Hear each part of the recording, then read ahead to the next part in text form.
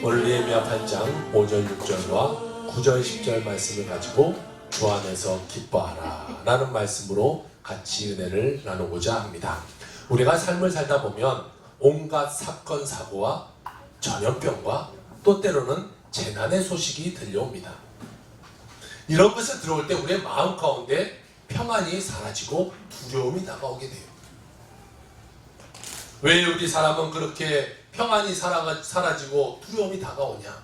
그것은 문제가 심각하기 때문이라고 보기보다 그 가운데 더욱더 팽배한 불신과 불안 때문에 우리가 더욱더 두려움에 사라지고, 그러니까 만약에 우리가 병에 걸렸어요?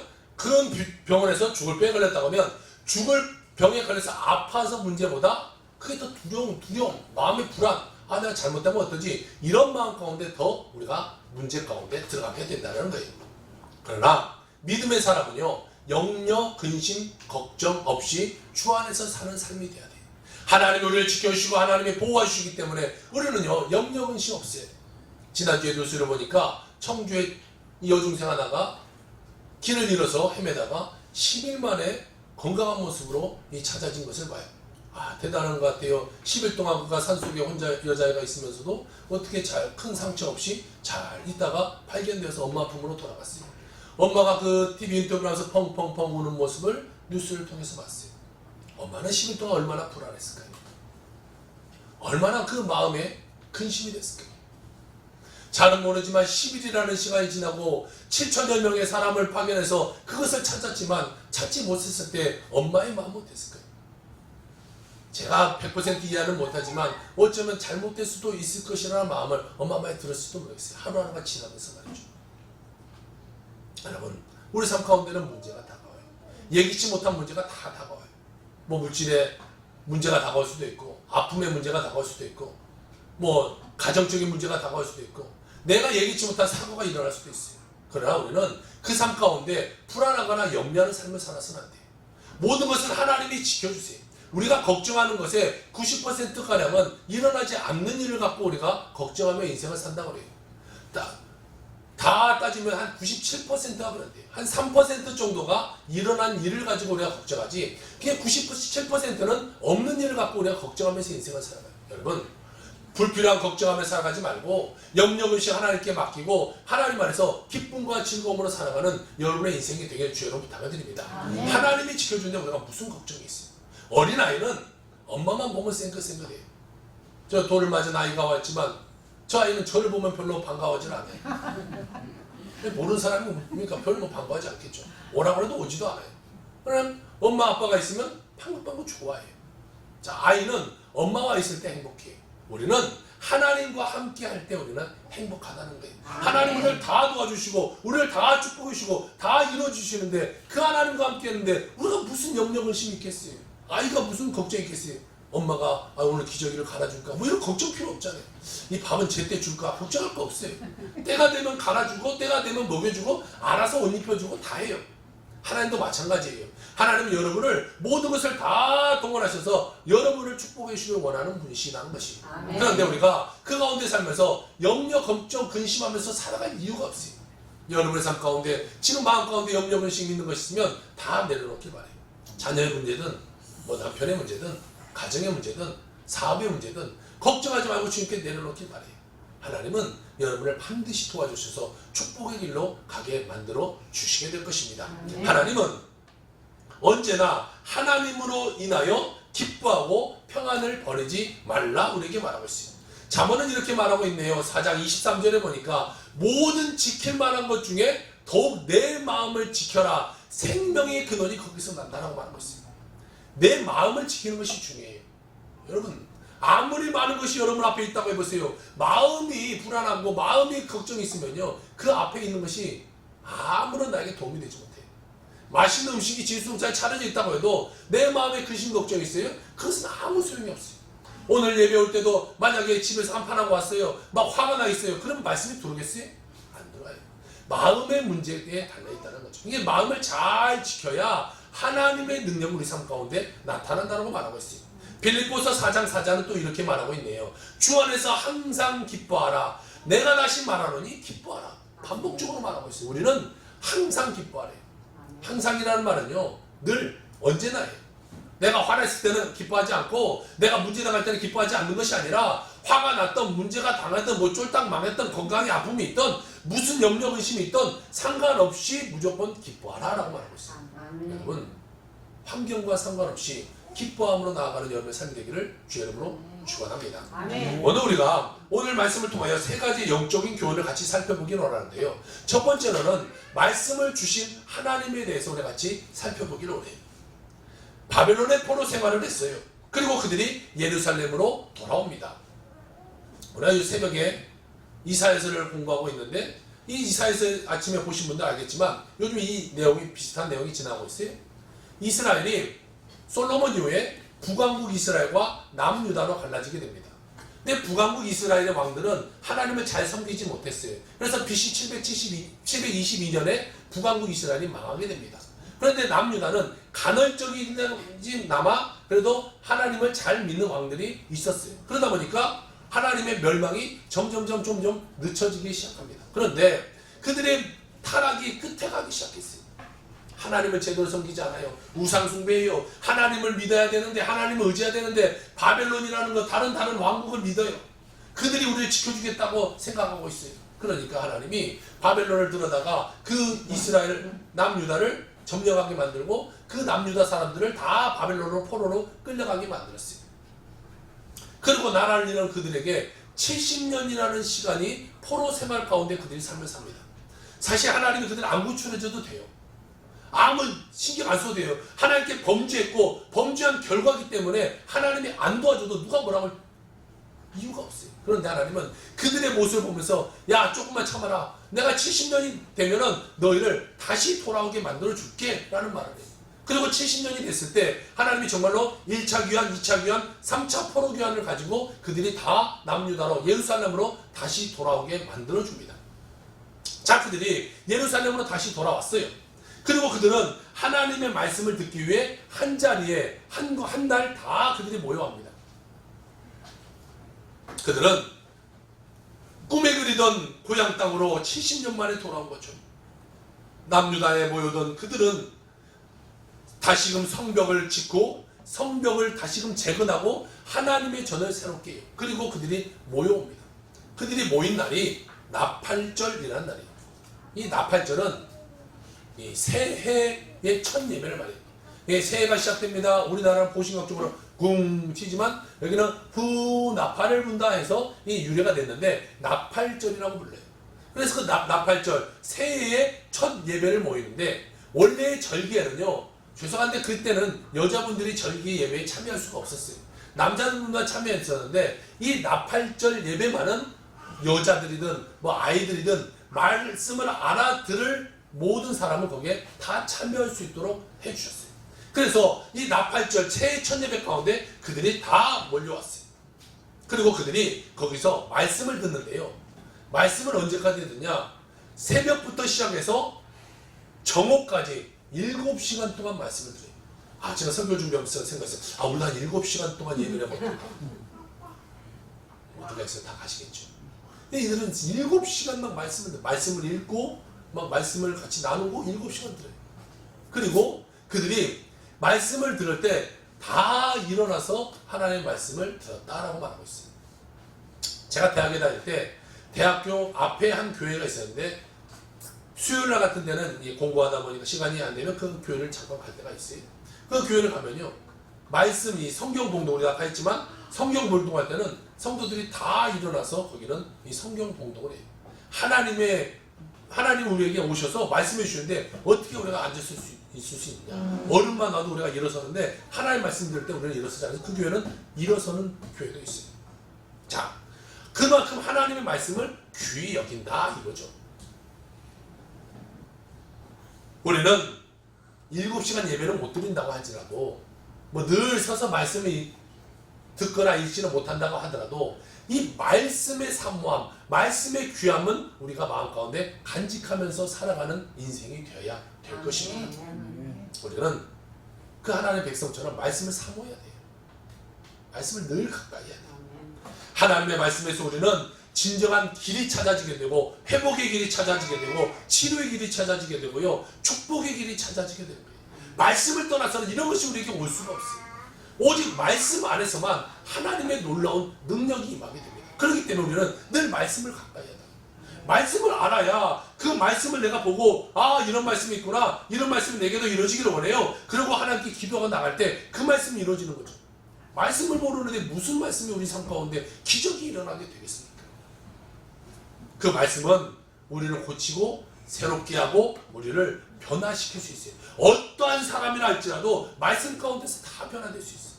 목사님 저는 예전에 너무 타락한 생활을 했어요. 문제에서 삶을 살았어요. 상관없어요. 더 문제 있는 사람도요, 하나님의 손에 붙들리면 놀라운 일을 하게 되게 돼요. 아멘. 그러므로 우리는 하나님의 그 말씀 가운데 늘 가까이 하는 자가 되어야 될 것입니다. 이사야 40장 8절은 이렇게 말하고 있네요. 풀은 마르고 꽃은 시드나 우리 하나님의 말씀은 영영이 서리라 하라. 장로님 집에 가보니까 붙어있는 말씀이에요. 자, 이 모든 것은 변해요. 세상은 변해요. 세상적인 철학이나 세상적인 사상이나 이런 모든 것은 변하게 돼 있어요. 시대가 흐르면 흐를수록 다 바뀌어요. 뭐 우리가 지금 조선시대에 썼던 그런 사상들, 그런 관습들을 우리가 사용하면서 쓰고 있나요? 아니잖아요. 다 변해요. 만약 우리가 지금 그때처럼 그런 사상을 가지고 그런 관습 가운데 상투를 두고 산다면 조금 이상한 거 아니겠어요? 변해요. 그런데 오직 변하지 않는 것이 하나님의 말씀이에요. 하나님의 말씀은 방대한 사람이 정말 수천 년에 걸쳐서 성경을 기록했는데 그 말씀이 서로 다 일맥상통하고 수천 년이 지나도 그 말씀이 변질되지 않는 거예요. 바뀌지 않는 거예요. 우리가 조선시대에 했던 학문들이 지금에 오면 맞을까요? 다 틀려요. 시대가 변하면서 다 달라져요. 그런데 하나님의 말씀은 변치 않는다는 거죠. 변하지 않아요. 늘 한결같아요.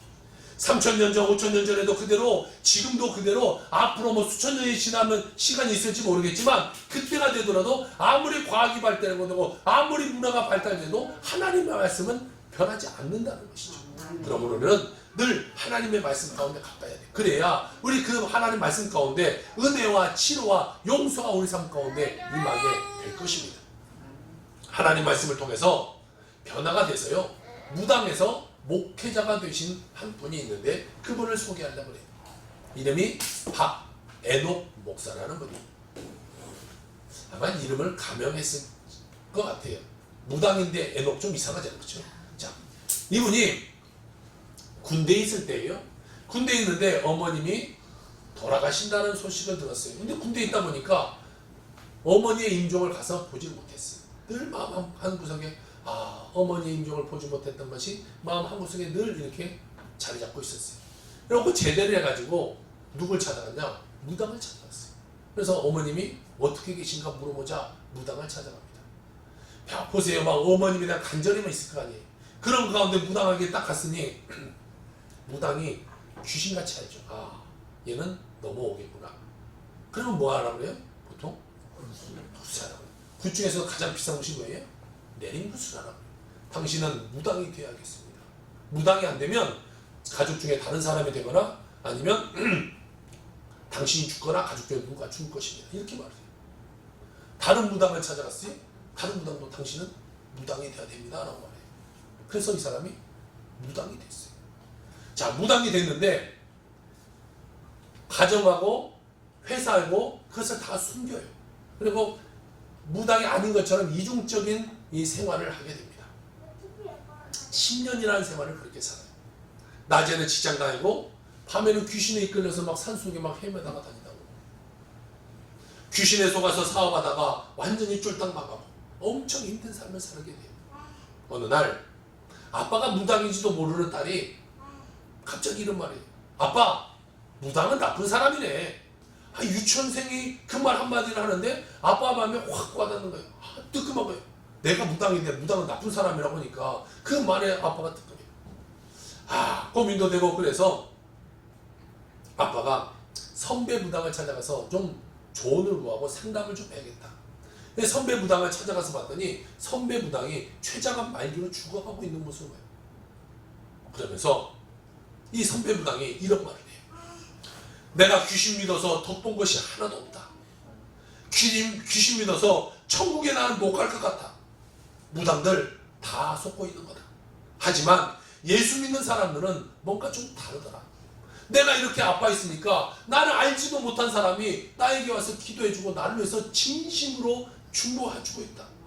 그러니 얼마나 고마우냐.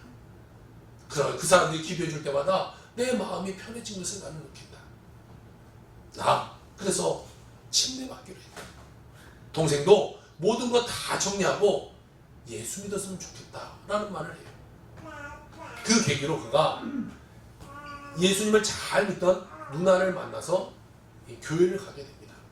근데 교회를 가도 하필 좀 이 주일 예배 같으면 이런 편안하게 한 예배 보면은 좀 부담감이 덜할 텐데 첫 예배가 어땠느냐? 금요 천하예배를 갔어요. 그것도 이 여의도 순복음교회 금요 천하예배 갔어요. 얼마나 막 뜨고 불러불러 하잖아요. 갔더니 막 정신이 없죠. 그런데 이분이 거기서 하나님의 은혜를 받아요. 그때의 말씀이 무엇이었냐? 그때 예배소서 6장의 말씀이 목사님이 선포를 하고 있었어요. 영적 전쟁에 관한 그런 말씀을 선포하고 있어요. 하나님이 다 모든 것을 예비한 거죠. 어떻게 보면 저분을 위해서 하나님이 목사님을 통하여 그 말씀을 준비하게 했는지도 모르겠어요. 자, 그 예배소서 6장의 말씀이 이런 말씀이 써 있었어요. 마귀의 관계를 능히 대적하기 위하여 하나님의 전신갑주를 입으라. 우리의 씨름은 혈과 육을 상대하는 것이 아니요 통치자들과 권세자들과 이 어둠 세상의 주관자들과 하늘에 있는 악의 영들을 상대함이라. 그러므로 하나님의 전신갑주를 취하라.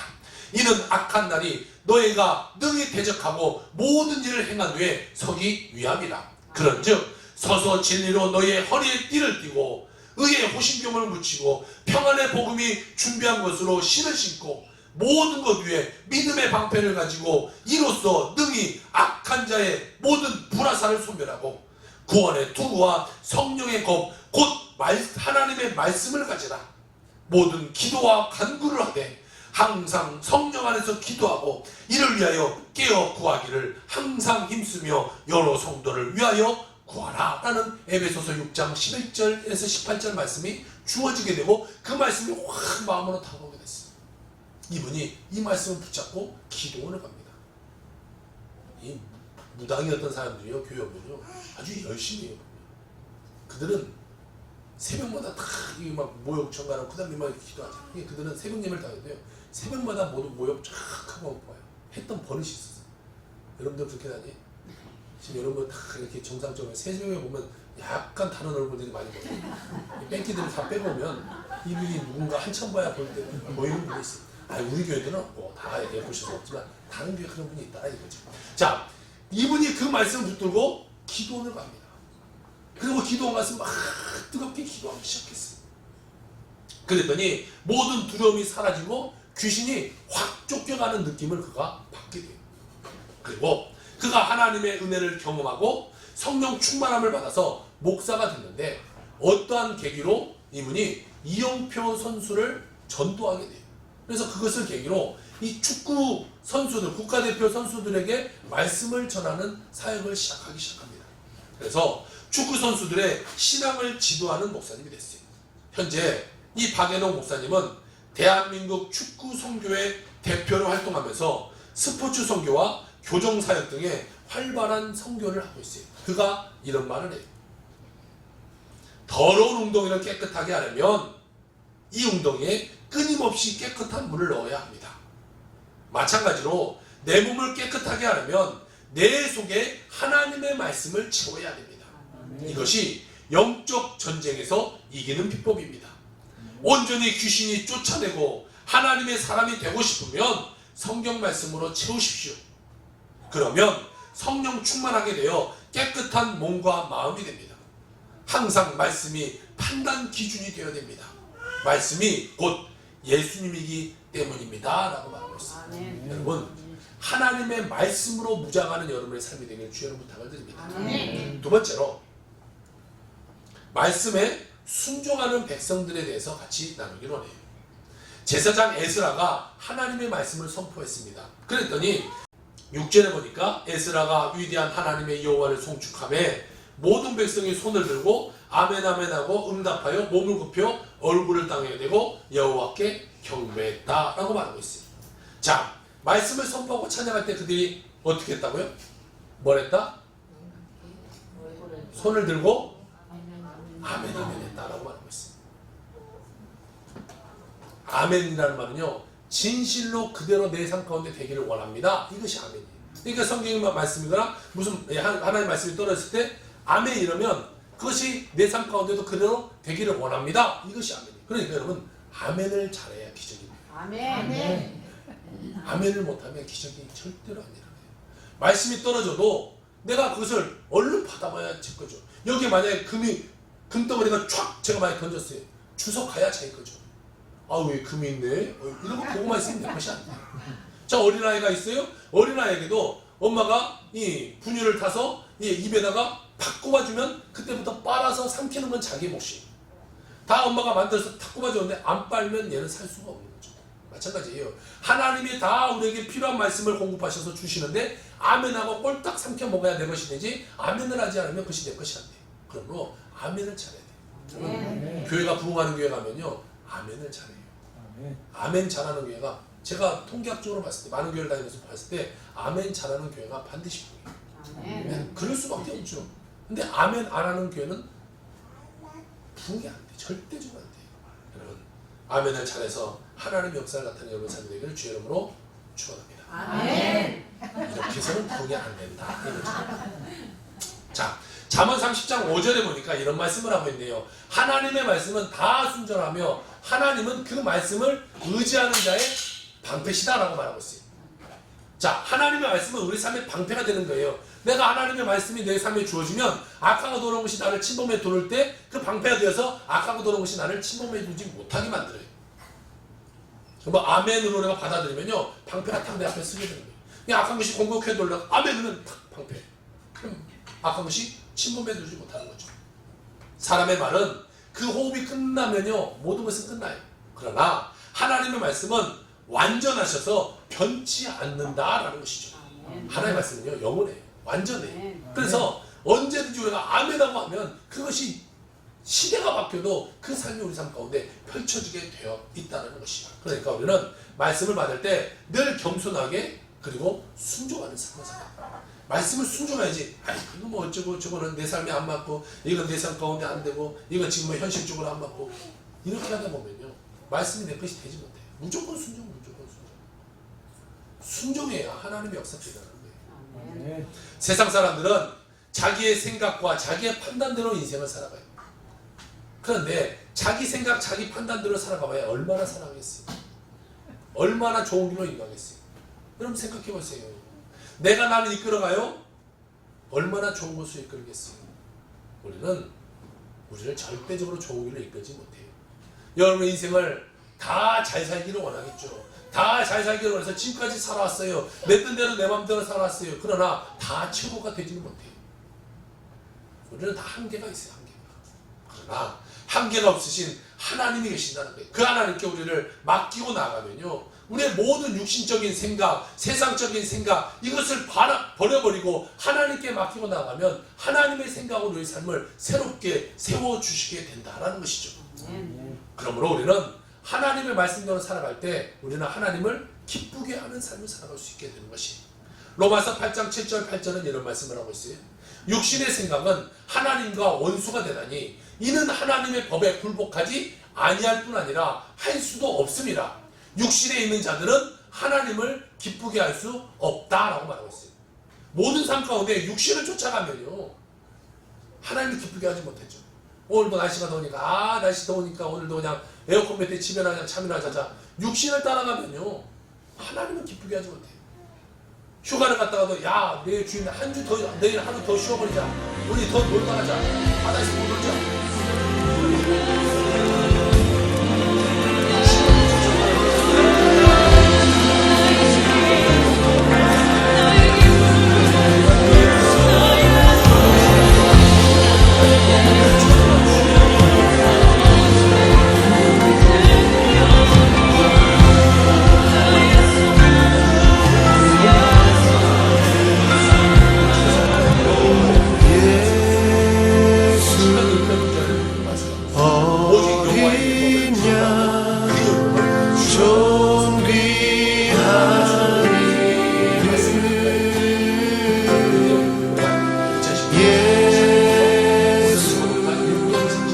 어린 양 존귀하니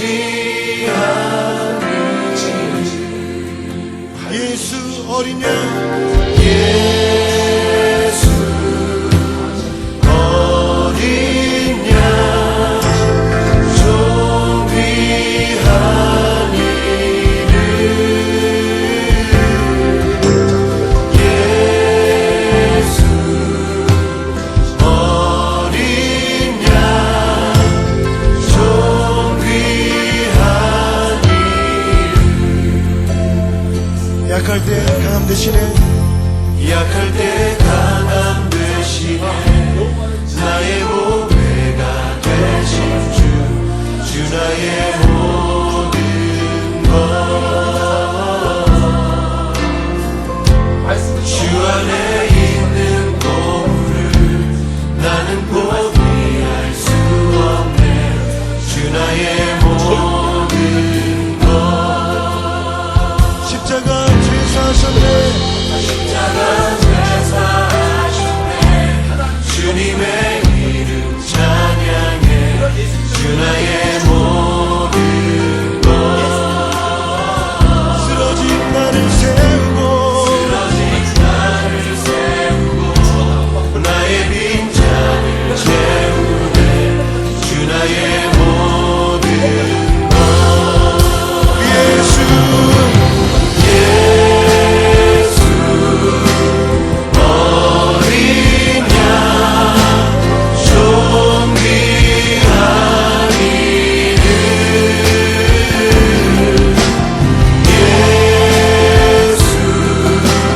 어린 양 존귀한 이름 예수 어린 양 예수 어린 양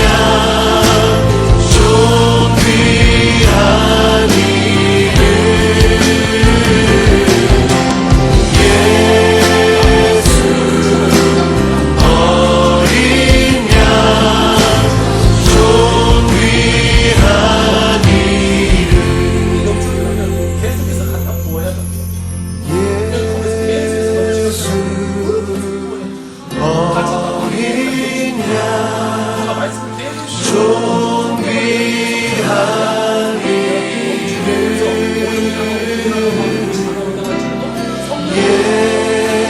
예수 어린 양 존귀한 이름 존귀한 평생을 존귀한 어머를 위하여 무료 성교를 쓰고 있는 선한 목자 어머니 저도 이사인 아버지를 보며 소망 의사가 되서 중한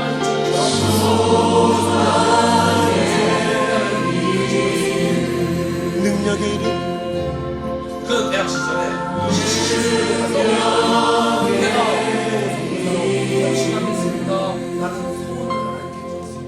그러니까 이분은 나는 나중에 의사가 돼서 의료 선교하는 사람이 되야겠다라는 늘 생각을 갖고 있어요. 근데 결혼을 하고 선을 보는 자리에서도 늘 뭘 말하냐, 저는 돈 벌려고 의사가 되는 것이 아니라 저는 의사가 되어서 의료 선교하려고 저는 의사가 됩니다 라고 말하니까, 의사면 돈 많이 벌겠다라고 생각하고 선보러 나왔던 여자들은 어떻게 되겠어요? 당연히 집으로 가는 거죠. 빠이빠이 하는 거죠. 자, 그런 마인드, 나는 어떻게든 선교를 하겠다, 이런 마인드로 그는 늘 삶을 살아요. 열정이 대단했어요. 그는 미국의 존스 홉킨스 의대와 피츠버그 의대, 그리고 하버드 의대에서 최첨단 의료 기술을 배웁니다. 그리고 한국에 돌아와서 의료 선교 전문 병원을 세우기 위해서 모교에서 당신은 우리 학교에 교수로 오십시오라고 하는데 그것을 거절했어요. 교수라면 의료 선교를 할 수 없으니까.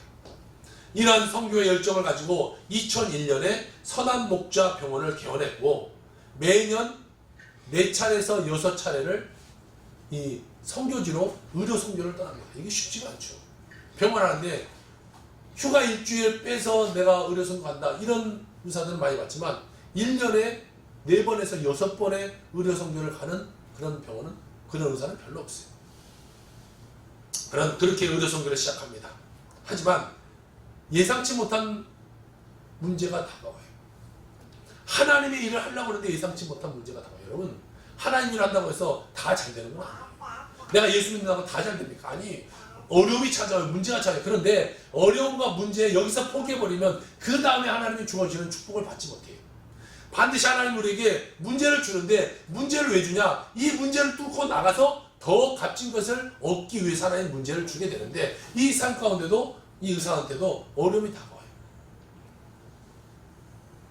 라오스에서, 공산국 라오스에 의료 선교 활동을 시작하는데, 현지의 병원을 다 져서 이제 개원을 앞두고 있는데 그것을 포기할 수밖에 없는 상황에 이르게 됩니다. 또 미얀마에서 현지인들을 이 무료로 진료하는 무료 진료소 3곳을 설치했어요. 그리고 또 간호학원도 다 만들어놨는데 사기를 당해서 그것이 날아가고, 간호학교는 이 나라에다 다 뺏겨버리게 돼요. 또한 내부적으로 어려움이 찾아와요. 병원의 경영이 어려워져요. 여러분 생각해보세요. 1년에 4차례에서 6차례를 나갔다 해요. 짧으면 일주일, 많게는 몇 주를 나갔다 오겠죠. 그러면 병원이 경영이 잘 되겠어요? 병원에 문을 닫아놓는데 무슨 손님이 오겠어요? 어려움이 찾아오죠. 물질 어려움이 찾아와요. 요즘 대형 병원들이 얼마나 많습니까? 가까운데 대형 병원 다 있는데 그 가운데서 이 개인 병원이 살아나려면 정말 열심히 정말 최선을 다해도 안 되는데, 늘 해외에 가서 선교하고 있으니 이게 무슨 병원이 잘 되겠어요? 그런데 형편에서도 1년에 늘 4차례에서 6차례 병원의 절반가량의 사람들을 다 데리고 선교를 떠나요. 선교하다 보면요, 그 삶이 힘들다고 병원을 관둔 직원들도 있어요. 내가 뭐 선교하러 이 병원 왔냐? 나 관둔다. 때려치는 병원, 간호사도 많았어요. 또 의약품을 많이 갖고 다니니까 늘 오고 가는데 이 이미그레이션에서 걸려요. 당신 뭘 이렇게 많이 갖고 다니냐? 입국 심사마다 늘 걸려요. 그리고 해외 선교의 이 선교비뿐만 아니라 그런 병원을 경영해서요, 10의 4조를 하나님께 헌금을 드립니다. 병원에서 10의 1조만 드려도 여러분 얼마나 돈을 많이 벌겠어요. 근데 10의 4조를 드려요. 선교는 선교대로 하고 10의 4조를 또 드리고. 그러니까 저분은 거의 다 하나님을 위해서 모든 물질을 다 쓰는 것 같아요. 자, 그렇게 다 드려요. 그러니까 수입이 없죠. 수입이 낮다 보니까 이 세무서에서 당신 병은 이상한 거 아니야? 뭔가 문제 있는 거 아니야? 그래서 늘 세무조사만 나와요.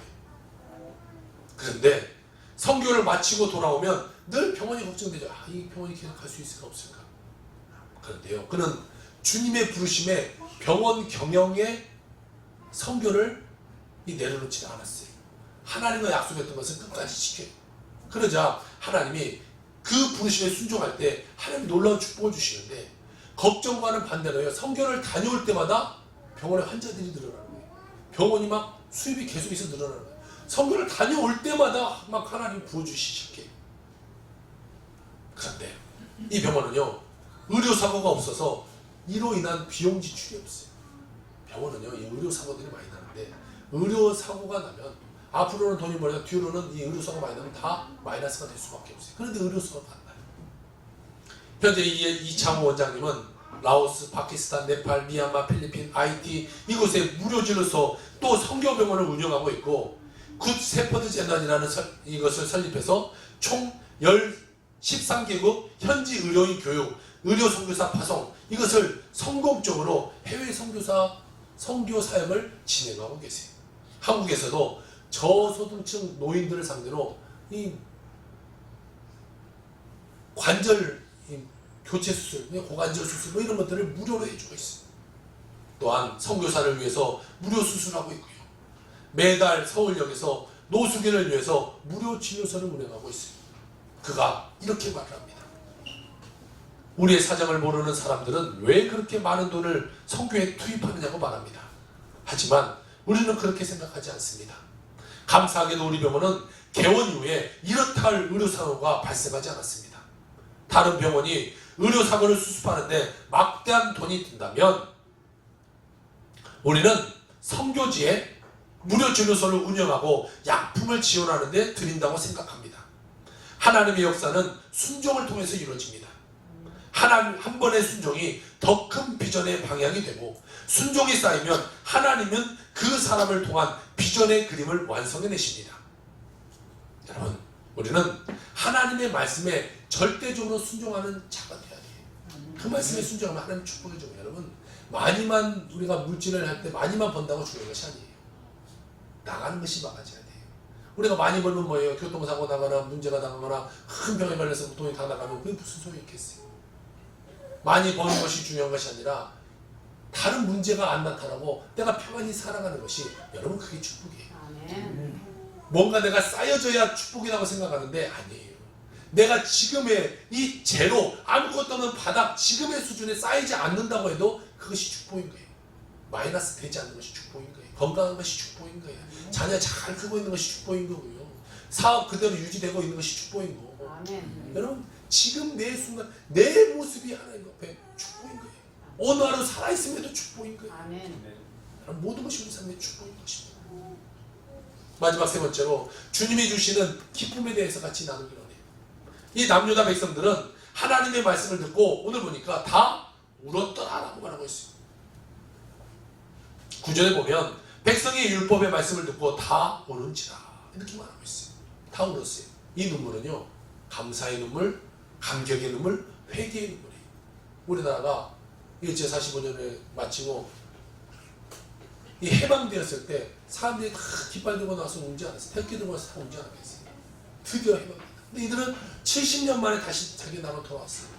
그리고 하나님께 지금 예배 드리는 그 첫 예배, 그래서 감격의 눈물을 다 흘리고 있어요. 포로 생활 가운데 그들이 가져다준 교만함, 불신앙, 우상숭배, 모든 죄악을 말씀을 통해서 다 회개하기 시작하니까 눈물이 쏟아져 나오기 시작하고, 자기들이 잘못 살았고 우상숭배하다 심판당해서 내가 하나님 앞에 바벨론의 포로로 끌려가서 그래 이런 삶을 살다 왔구나. 그런데 하나님이 또 나를 사랑하셔서 이곳에 다시 불러주셨구나. 감격의 눈물을 흘리고 있어요. 시편 137편 1절은 그 내용을 이렇게 이야기하고 있어요. 우리가 바벨론의 여러 강변 거기에 앉아서 시온을 기억하며 울었다 라고 말하고 있어요. 그들은 예루살렘으로 귀환한 뒤에 성벽을 다시 쌓고, 그로 인해서 말씀을 통해 치유되기 시작하자 감격의 눈물이 그들에게 흐르기 시작합니다. 여러분, 우리에게도 이런 감격의 눈물이 있어야 돼요. 여러분들이 교회 와서 기도하고 예배드리는데 하나님을 그 날 사랑하는 감격의 눈물이 말라버린 적이 언제인지 한번 생각해보세요. 내가 예수 처음 믿었을 때는 교회만 와도 눈물이 나요. 찬송 하나만 불러도 막 눈물이 나요. 아, 오늘도 하나님이 나를 사랑하고 계시는구나. 하나님이 나와 함께하고 계시는구나. 나를 버리지 않았구나. 그것에 감사하면서 눈물이 흘러요. 그런데 시간이 지나면서 10년, 20년, 30년 신앙생활하면서요, 그 감격이 사라져. 눈물이 없어져요. 찬송을 불러도 감격이 없어요. 말씀을 불러도 감격이 없어요. 여러분, 눈물을 찾는 여러분의 삶이 되길 주여 부탁드립니다. 하나 앞에 나갈 때 이런 회개의 눈물, 감사의 눈물, 이런 게 내 삶 가운데 나오는 삶이 돼야 돼요. 우리가 눈물 나면 기도, 하나님 나에게 다시 눈물을 주셔서 감사할 수 있고 더욱더 감동할 수 있고 하나님 앞에 감격하며 살아갈 수 있는 내 삶이 되게 하셔서 기도할 수 있어야 돼요. 아멘. 시편 103편 2절에서 5절은 이렇게 말하고 있어요. 내 영혼아 여호와를 송축하며 그 모든 은택을 잊지 말지어다. 그가 내 모든 죄악을 사하시며 내 모든 병을 고치시며 내 생명을 파멸해서 속량하시고 인자와 긍휼로 가득히우시며 좋은 것으로 내 소원을 만족하게 하사 내 청춘을 독수리같이 새롭게 하시는도다. 아멘. 우리가 아무리 힘들고 어려운 상황이 다가올지라도 하나님의 은혜를 잃어버려서는 안 돼요. 여러분이 하나님이 나에게 베풀어 주신 은혜를 잃어버려서는 안 되죠. 제가 예전에 강성 적추험으로 평생 누워 살아야 될 그런 인생이었는데 하나님이 고쳐주셨잖아요. 이번에도 다시 허리가 다시 아프니까 그때 감격에 다시 생각을 해. 하나님이 나를 그렇게 치료하셨지. 하나님이 나를 사랑하시지. 우리는요 하나님이 나에게 베풀으신 그 놀라운 은혜를 기억하면서 사는 사람이 돼요. 그것을 기억 못하면요 하나님의 그 은혜 가운데 살아갈 수가 없게 돼요. 축복에 임할 수가 없게 되는 것이. 하나님은 늘 우리를 축복하시고 하나님 편에 살아가도록 우리를 도와주시는 하나님이 되는 것이. 아멘. 존 파이어라는 목사님이 있어요. 그 목사님은요 이런 말을 해요. 여호와를 기뻐하라. 이것은 제한이 아니라 명령이다.